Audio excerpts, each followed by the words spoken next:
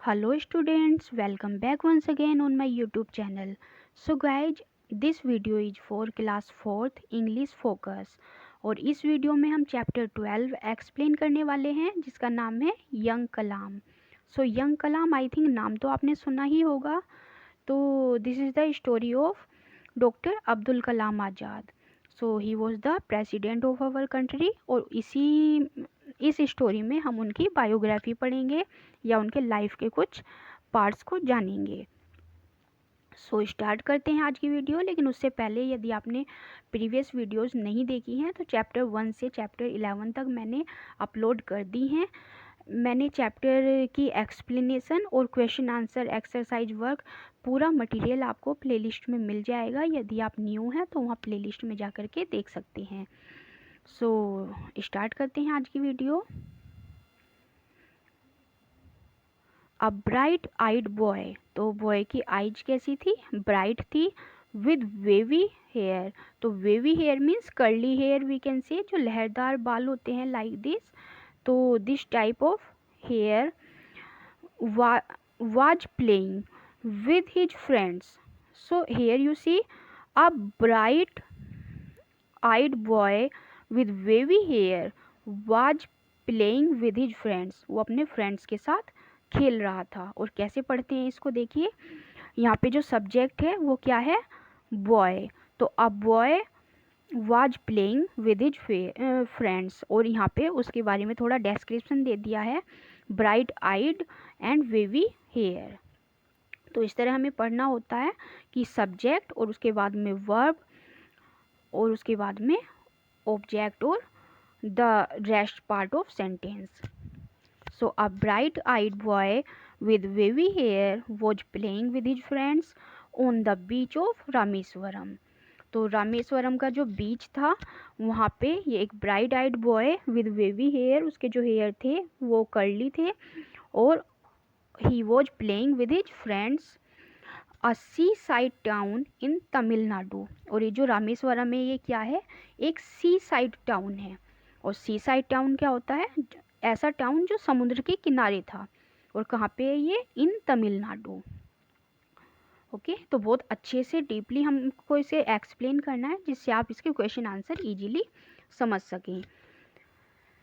The sweet sound of birds circling overhead attracted him. अब जो sounds होता है बर्ड्स का, इट्स ऑलवेज मेलोडियस। तो जो स्वीट साउंड है ऑफ बर्ड्स सर्कलिंग ओवरहेड, जो उसके सर के चारों तरफ ऊपर उड़ रही थी, अट्रैक्टेड हिम, उसको बहुत अट्रैक्ट किया उसने। He keenly observed a fledgling perched on a boat trying to fly. अब यहाँ देखिए इस फ्लैजिंग का मीन्स क्या होता है? फ्लैजिंग होता है आ बेबी बर्ड। तो he means here doctor Abdul Kalam. Okay so he keenly observed, keenly we can say minutely, बहुत नज़दीकी से बारीकी से।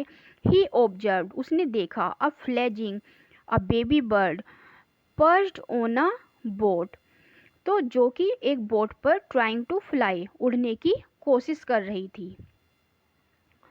It's slowly spread its wings, उसने अपने धीरे धीरे अपने जो विंग्स थे उनको स्प्रेड किया और फैलाया। Fluttered for a while and sold up into the sky, कुछ देर उसने अपने जो विंग्स थे उनको फड़फड़ाया, उसे उड़ने की कोशिश की, and sold up into the sky, और हवा में वो उड़ गई।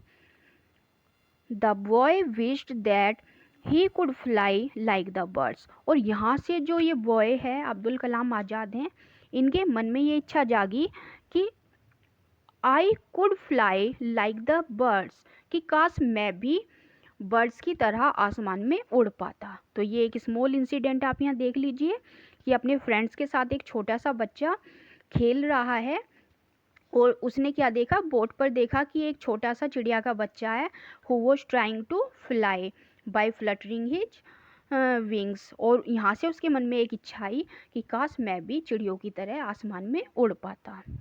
तो ये एक इंसिडेंट है। His name was Avul Pakir Jainulabdeen Abdul Kalam, तो ये उनका पूरा नाम है। Avul Pakir Jainulabdin Abdul Kalam, okay, who went on to become the 11th president of India, जो कि इंडिया के 11th प्रेसिडेंट बने आगे जाके। तो जब हम सक्सेस पाने वाले होते हैं तो बचपन से ही हमारे माइंड में ऐसे ऐसे ख्याल आने लगते हैं कि हमें कुछ करना है। तो ऐसे इनके माइंड में भी बहुत अच्छे ख्याल आते थे, काश मैं भी चिड़ियों की तरह उड़ता या मैं भी कुछ अच्छा करता।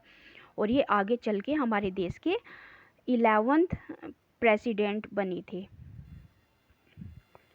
Young Kalam's passion for flying inspired him years later to design India's first rocket SLV-3 satellite launch vehicle। तो यंग कलाम का जो ये पैसन था, ये जो जोश था फॉर फ्लाइंग, उड़ने के लिए, कि आसमान में उड़ने के लिए जो उनका जो ये जोश था, इंस्पायर्ड हिम, उसने उसको इंस्पायर किया ईयर्स लेटर, काफ़ी सालों बाद, to design India's first rocket, India का फर्स्ट रॉकेट डिजाइन करने के लिए। मीन्स वो इतने इंस्पायर हुए थे आसमान में उड़ने के लिए कि उन्होंने इंडिया का फर्स्ट रॉकेट जो यहाँ पे क्या कर दिया, डिजाइन कर दिया।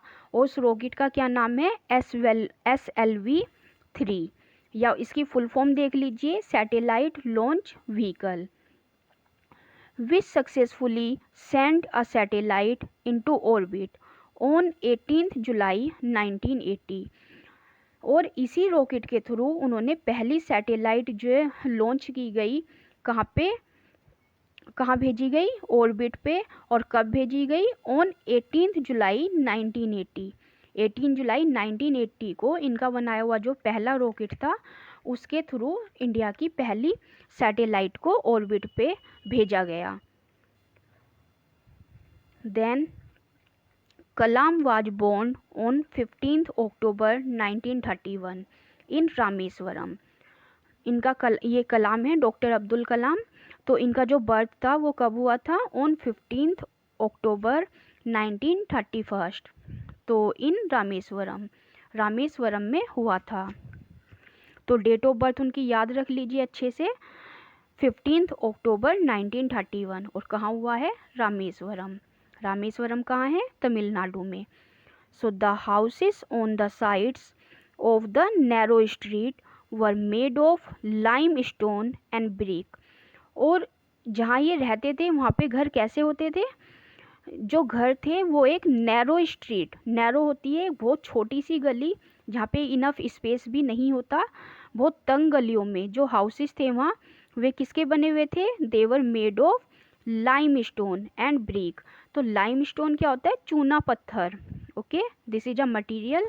और ये क्या है, ब्रिक मीन्स ईंट। तो जो घर थे वहाँ पे चूना पत्थर और ईंटों के बने हुए थे।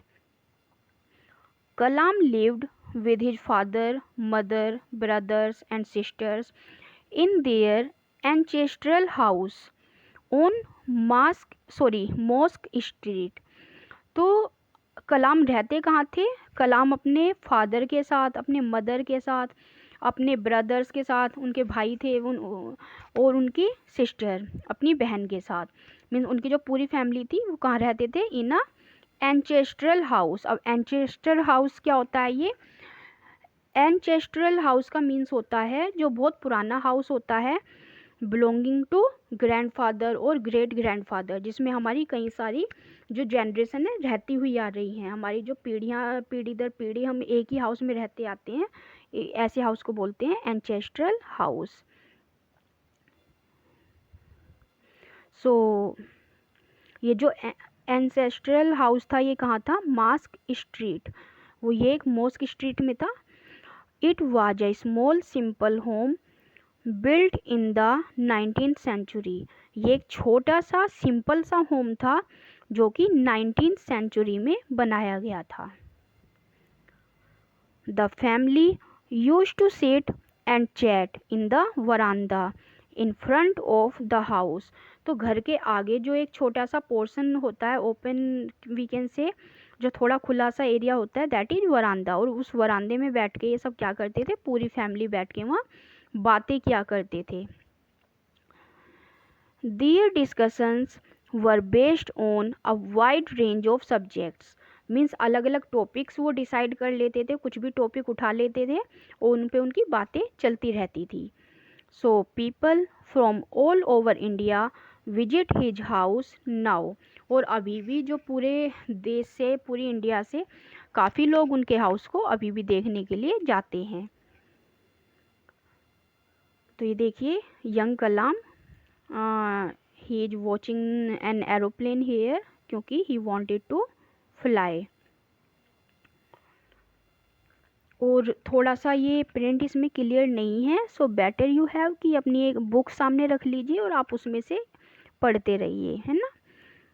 तो the main room has some furniture. और उनका जो मेन रूम है, जैसे हम लोगों में क्या होता है, ड्राइंग रूम एक अलग बना देते हैं मेहमान के लिए या कोई गेस्ट रूम बना देते हैं, तो उसको हम अच्छे से डेकोरेट करके रखते हैं. ऐसे उनका जो मेन रूम था, हैज सम फर्नीचर, उसमें कुछ फर्नीचर था.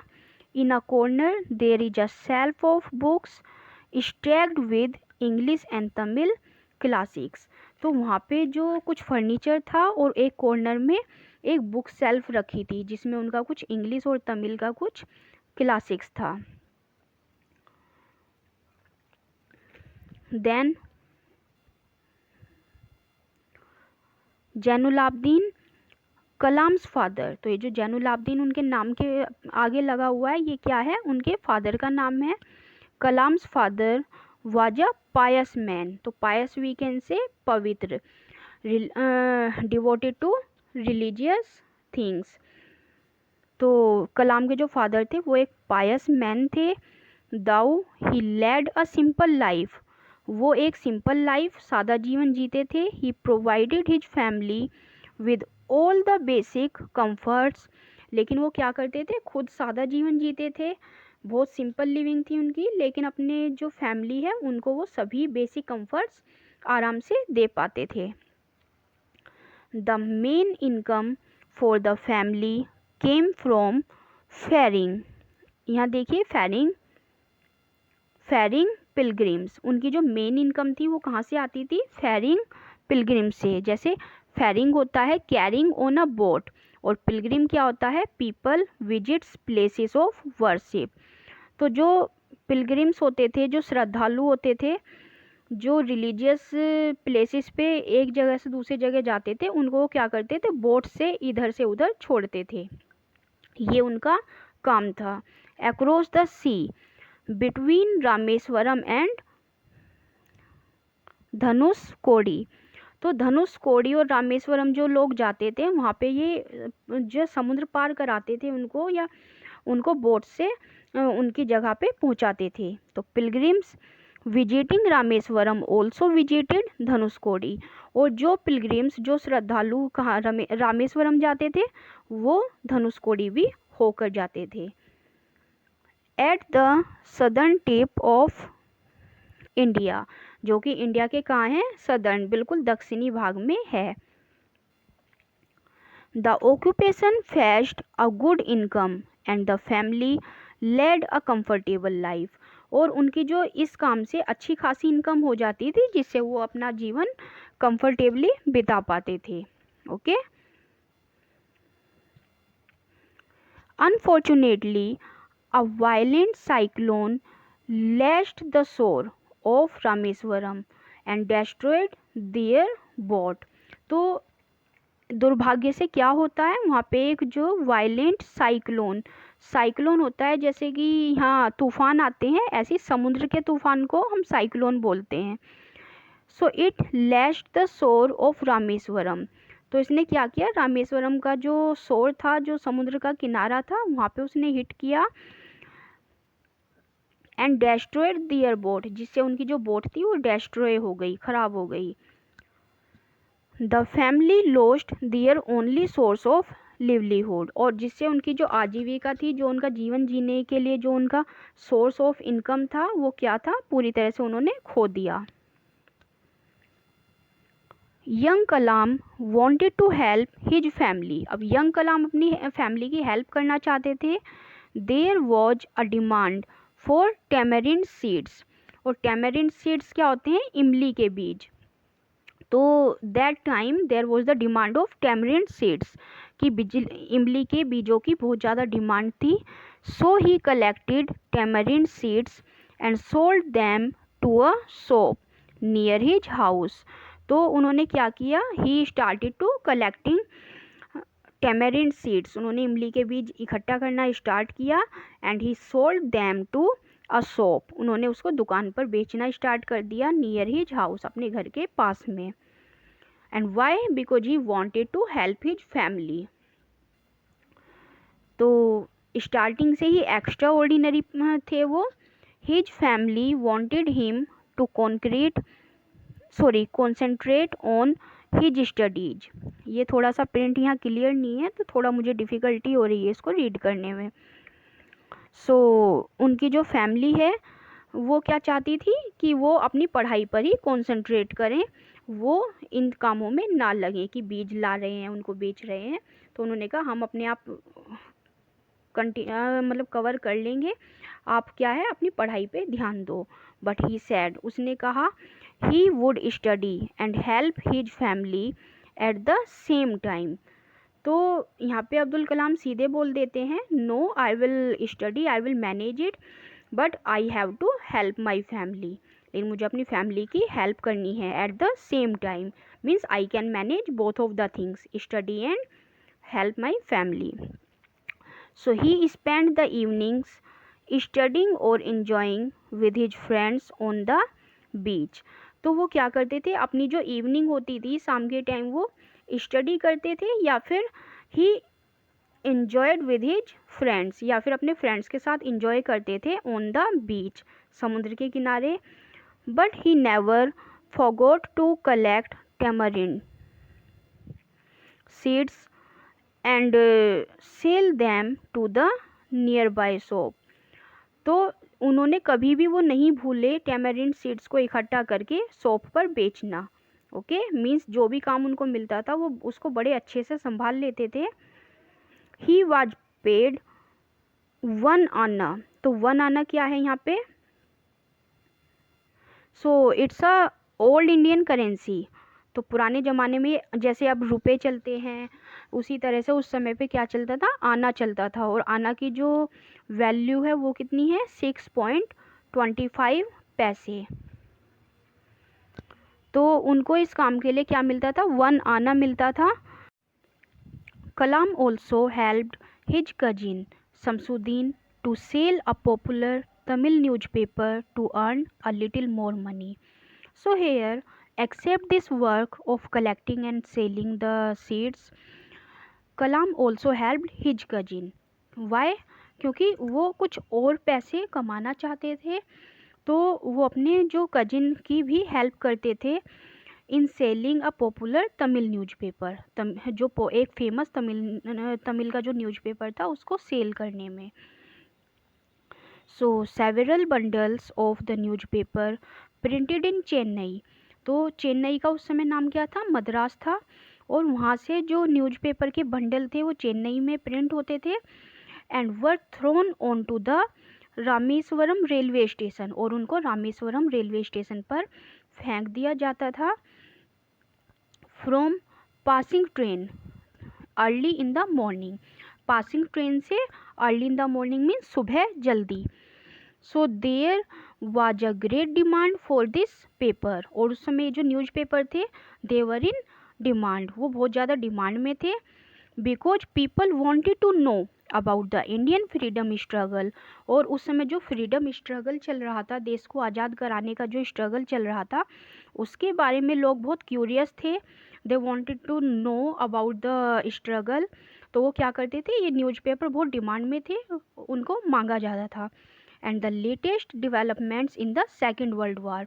और उसी टाइम सेकेंड वर्ल्ड वार का भी केस चल रहा था, तो इसलिए जो न्यूज़पेपर थे लोग इनको बहुत डिमांड में रखते थे. तो